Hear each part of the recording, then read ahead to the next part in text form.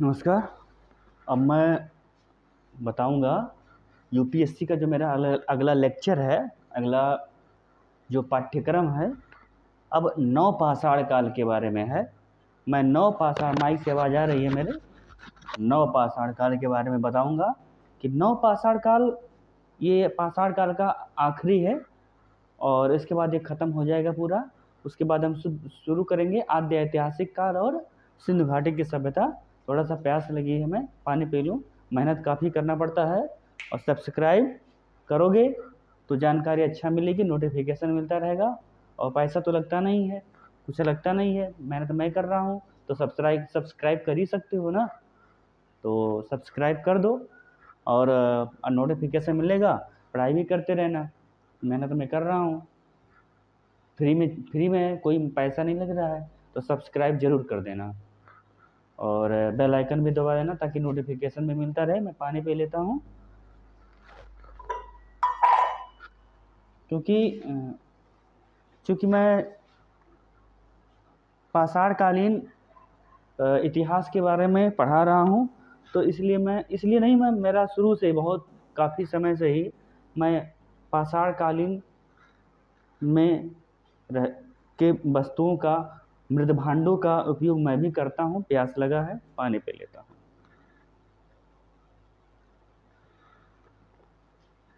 पहले के लोग कितने अच्छे होते थे, पता है, मटके में पानी पीते थे पाषाण कालीन। इससे ना जो पानी 600 रुपये लीटर बिकता है और ये जो पानी है इसका कंपेयर कोई नहीं कर सकता है।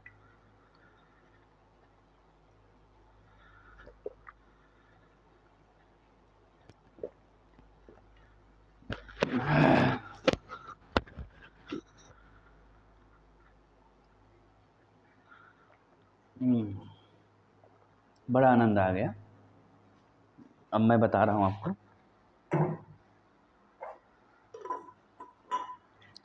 तो पाषाण कालीन में लोग पत्थरों का उपयोग करते थे। अब यहाँ मिट्टी का उपयोग करेंगे, मिट्टी के बर्तन का प्रयोग करेंगे। और इनका जो जीवन है नवपाषाण काल में आदिमानव का, हम ही लोग तो आदिमानव हैं, उन थोड़ा सा विकास आ गया है।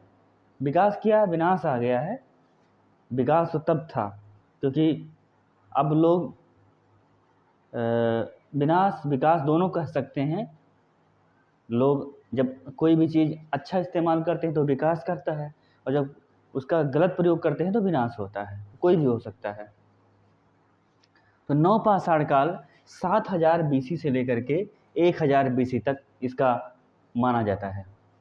इसमें क्या हो गया कि लोग जो है, जैसे आपके पास जैसे रुपया अच्छा खासा आ जाता है, घर द्वार बन जाता है, तो स्थिर जीवन हो जाता है, शादी ब्याह कर लेते हैं, औरत के साथ रहते हैं, बच्चे पैदा कर लेते हैं, बच्चों के साथ। आजकल के लोग क्या हैं कि मानसिकता क्या है, 3 चीज़: औरत, बच्चे, परिवार। न देश के बारे में सोचते हैं, न देश के विकास के बारे में सोचते हैं। हमारे प्रधानमंत्री मोदी जी को देख लीजिए, उन्होंने परिवार त्याग किया है, उन्होंने सब कुछ त्याग किया है, आज वो पूरे देश की सेवा कर रहे हैं। मैं परिवार त्याग करने की बात नहीं कर रहा हूँ, मैं ये कह रहा हूँ कि परिवार को रखते हुए भी अपने देश के बारे में सोचना, कुछ देश के लिए करना। आखिर हमारा जन्म मिला है, इस देश की मिट्टी में पैदा हुए हैं, तो कुछ देश के लिए करेंगे। तो जीवन कैसा हो गया नवपाषाण कालीन में? स्थिर जीवन हो गया। और जो औजार विकसित अवस्था में आ गए, शिकार करने लगे।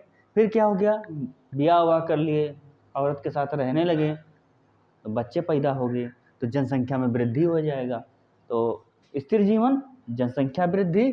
फिर क्या हुआ, जनसंख्या वृद्धि हो गया तो सामान वामान बनाने लगे, वस्तु विनिमय प्रणाली के आधार पर अर्थव्यवस्था संचालित होने लगा। तो अर्थव्यवस्था आर्थिक रूप से वो अपने आप को सक्षम बना ली और क्या हो गया, आत्मनिर्भर अर्थव्यवस्था का विकास हो गया।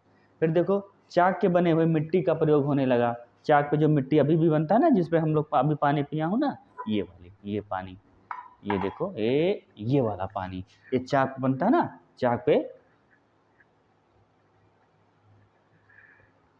बना ना, चाक पे मिट्टी के बर्तन का प्रयोग करने लगे वो लोग। अभी भी हम करते हैं, हम तो अभी भी हम पाषाण कालीन जीवन में हम जीना पसंद करते हैं। इतिहास पढ़े हैं ना, इसलिए बता रहा हूँ। मैं साइंस भी पढ़ा हूँ, फिजिक्स पढ़ा हूँ, मैं एमएससी हूँ फिजिक्स से, और इतिहास में मैं रुचि रखता हूँ, एमए भी हूँ मैं। तो इसलिए मुझे जितना साइंस अच्छा लगता है उतना इतिहास, पॉलिटिक्स, राजनीति शास्त्र मेरा सब में अध्ययन है। मास्टर्स हूँ मैं, मास्टर डिग्री है। तो डिग्री तो खैर है, लेकिन रुचि भी बहुत मुझे ज़्यादा है।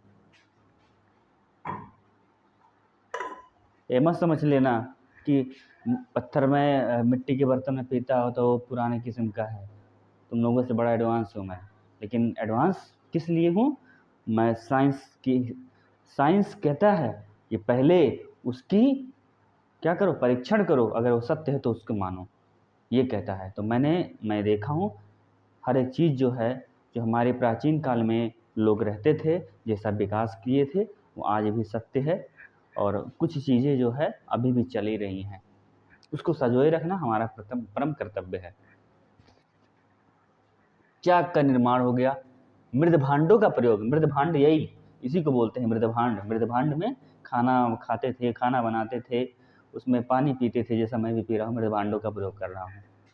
अग्नि का आविष्कार हो गया, अग्नि का व्यापक उपयोग शुरू हो गया नवपाषाण काल में। बस 1860 में सर्वप्रथम, ये थोड़ा सा याद कर लेना इसको, ये तो बहुत इंपॉर्टेंट है जो मैंने बताया हूँ। और वर्ष 1860 में सर्वप्रथम ली मसूरियर ने उत्तर प्रदेश के टोंस नदी के किनारे उत्तर पाषाणकालीन सेल्ट प्राप्त किया है। किसने 1860 में प्राप्त किया था? किसने प्राप्त किया था? ली मसूरियर ने प्राप्त किया था। और 1872, 12 साल बाद में फ्रेजर ने बेलारी को दक्षिण भारत का उत्तर पाषाणकालीन सभ्यता का प्रमुख स्थल, किसको? दक्षिण भारत की बेलारी को। और तो ये चीज़ याद रख लेना, 1860 में किसने? मसूरियर ने उत्तर पाषाणकालीन सभ्यता उत्तर प्रदेश टोंस नदी के किनारे, ये जान लेना 1860 1872 में। उसके बाद मेहरगढ़ से 5000 ईसा पूर्व का कृषि जन्य गेहूं के साक्ष्य मिले हैं। मेहरगढ़ उत्तर प्रदेश में पड़ता है, ठीक है। और जौ के विभिन्न किस्में प्राप्त हुई हैं, ये हुआ है 5000 साल। बेलन